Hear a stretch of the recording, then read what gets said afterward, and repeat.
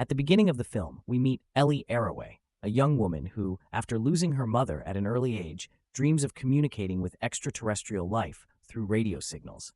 Following the death of her father when she was just 9, Ellie dedicates herself to science, eventually joining the SETI project, an initiative focused on detecting extraterrestrial civilizations.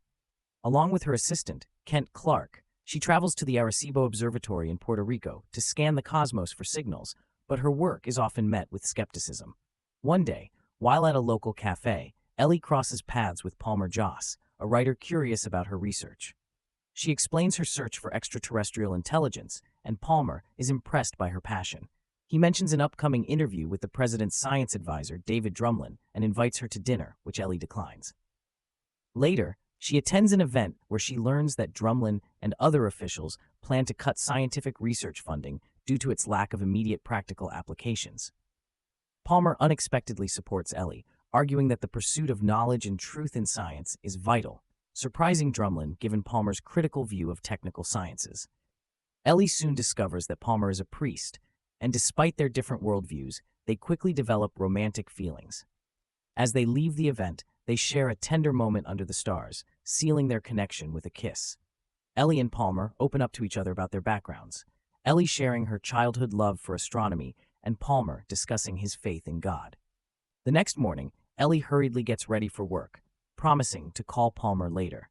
As she steps outside, memories of the day she lost her father resurface, particularly the guilt she carries for forgetting to give him his medication. Palmer offers her comfort, attributing the tragedy to divine will, but Ellie argues that it could have been avoided with a practical solution. That same day, Ellie learns from Kent that their research program is facing closure due to a lack of results. Frustrated, she confronts Drumlin, who encourages her to focus on more beneficial pursuits. Ellie defiantly counters, stating that their search for extraterrestrial life could be the most significant discovery in human history. When Ellie returns home, she finds a note with Palmer's phone number, but decides not to call him. Instead, she contacts Kent, and together, they explore alternative funding sources for their project. 13 months later, Ellie presents to a new group of potential investors, but faces disappointment as their attempts to contact extraterrestrial life seem futile. Undeterred, she passionately argues that many past human advancements, like flight and nuclear energy, were once thought impossible. Initially indifferent, the investors receive a call from the mysterious S. Haddon, who has been observing Ellie's efforts and agrees to fund the project.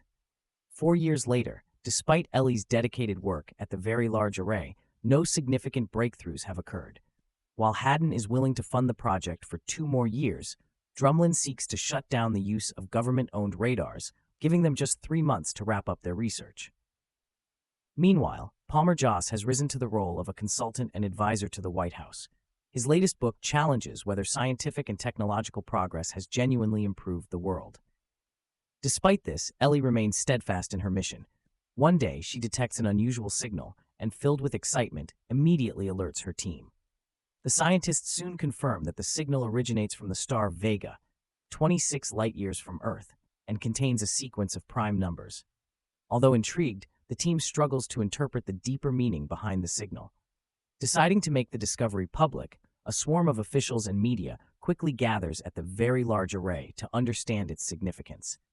Among them are Drumlin, eager to take credit for the find, and Michael Kitts, the president's national security advisor, aiming to control the situation. The team questions why an advanced civilization would use basic mathematics instead of more complex communication, but Ellie asserts that mathematics is a universal language. Soon after, another signal from Vega arrives, containing encrypted audio and video messages. Ellie leads the decoding effort, revealing footage of Adolf Hitler's 1936 Olympic speech. The revelation alarms officials, who report the finding to the president, though Ellie assures them the message likely poses no threat, as it was simply the first television broadcast strong enough to reach space and return. The president addresses the nation as further signals are captured, with some transmitting at 50 frames per second, surpassing the initial message. Further analysis of the audio signal uncovers a vast trove of encrypted text, spanning over 63,000 pages. The full implications of this discovery remain unclear, prompting Drumlin to recruit top cryptographers to aid in deciphering the message, a process that could take years. The news of the signal from Vega sparks global chaos, with neo-Nazi factions gaining momentum and clashes erupting between scientific and theological groups. Thousands of believers and skeptics flock to the New Mexico desert, drawn to the heart of the phenomenon. Amidst the growing spectacle, Ellie continues her tireless efforts to decode the alien message, but it remains elusive. 2 weeks after receiving the data, Ellie is unexpectedly contacted by an anonymous source offering help with the decryption. Under the cover of night, a mysterious aircraft arrives at the Very Large Array, and Ellie is invited aboard. Inside, she finally meets S.R. Haddon, the secretive benefactor behind her research. Haddon reveals his fragile condition, plagued by enemies and with only a short time left to live. Before his departure, Haddon intends to leave a final gesture of goodwill to humanity. Ellie realizes that Haddon holds the key to unlocking the alien cipher. He explains that the alien civilization operates on multiple dimensions and levels of intelligence, far surpassing human capabilities. The data, he reveals, must be organized into three-dimensional pages, each containing a part of the key, granting access to a comprehensive scientific lexicon. As scientists continue deciphering the messages, they uncover blueprints for a mysterious machine with an unknown purpose. Speculation arises. Some fear it could be a Trojan horse that, once built, might unleash the entire Vega army. Politicians are hesitant to proceed with the machine's construction, citing potential risks to humanity. However, Ellie pushes back against their fears, arguing that assuming malevolent intentions of extraterrestrials is premature. Officials also express concerns about a possible backlash from religious communities, uncertain about how aliens might challenge established beliefs.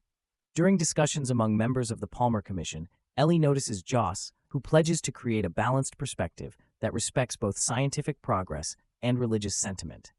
At a formal evening reception attended by politicians and scientists, Ellie and Palmer continue their dialogue, exploring theological topics.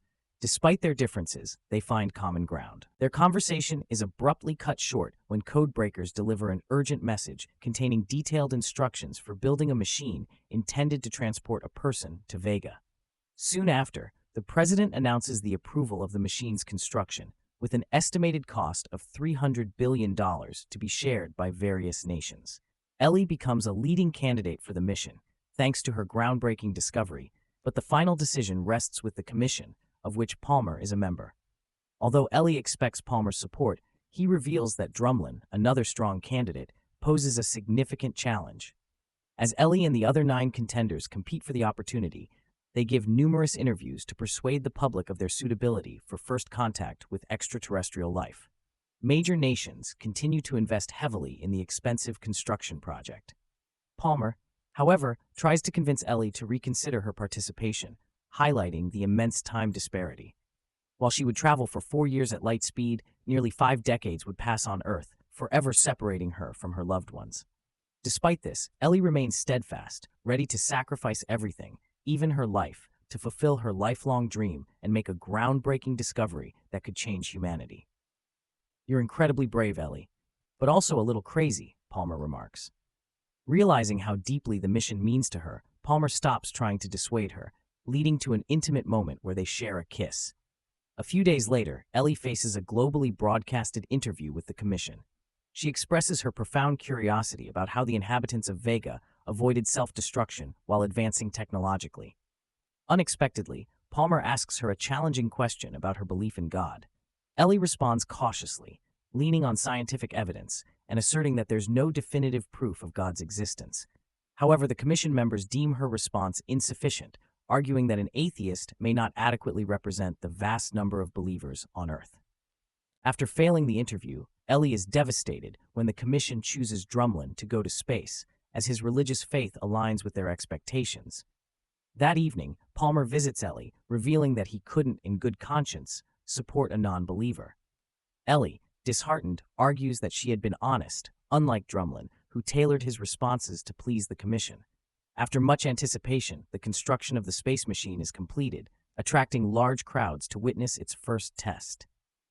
Ellie and a team of specialists monitor the launch from the control center, while a reporter explains how the device works, describing the passenger compartment's connection to the core and how the surrounding rings begin to rotate, though the exact outcome remains uncertain. The machine could either propel the passenger at light speed or open a portal to another dimension. As the final preparations for launch unfold, Ellie notices a sect leader, known for opposing scientific progress among the workers. Sensing danger, she rushes to warn Drumlin and the others, only to discover the man carrying explosives. Despite efforts to stop him, the fanatic detonates the bomb, destroying the entire installation and sacrificing himself. Drumlin and several others don't survive the terrorist attack. Grieving and deeply disillusioned, Ellie returns home, where she unexpectedly receives a message in Russian. Soon after, she is contacted by two Russian cosmonauts and the enigmatic Hayden. Hayden, battling cancer, reveals that he has been living aboard the Mir space station, where reduced oxygen levels and weightlessness have slowed the progression of his illness. He further discloses that an identical space machine has been constructed. Hayden reveals the secretive construction of the mission in Japan, commissioned by the U.S. government. With Ellie now the sole American candidate, he offers her the chance to journey to Vega. Motivated by this opportunity, Ellie travels to Japan, where a collaborative team of American and Japanese scientists prepares her for the mission. Among the preparations, she is given a poison capsule as a precaution, though she is determined never to use it unless absolutely necessary. Unexpectedly, Palmer arrives and admits that his vote against her candidacy was not just because of her atheism, but also due to his fear of losing her. As news of the second installation and Ellie's upcoming voyage to Vega spreads worldwide, access to the departure site remains restricted. Ellie carefully inspects the compartment systems and prepares for departure. A strange vibration fills the cabin, and despite the team's reassurances, Ellie notices an unusual glow below and tries to capture it on camera before communication with the control center is disrupted. Undeterred, Ellie confirms her readiness as the rings accelerate to full speed. With a 10-second countdown initiated, the compartment detaches from the rings in a blinding flash, hurtling through a crimson void. Ellie realizes she is traversing a mysterious tunnel and communicates her observations until contact is lost. Upon emerging from the tunnel, Ellie sees the glowing light of Vega and understands she has entered another dimension via wormholes. As she continues through the new passage, she detects signs of civilization on Vega amidst the awe-inspiring cosmic scenery. In a subsequent tunnel, her seat vibrates intensely, prompting her to unstrap and float weightlessly. Suddenly, her seat ascends, plunging everything into darkness.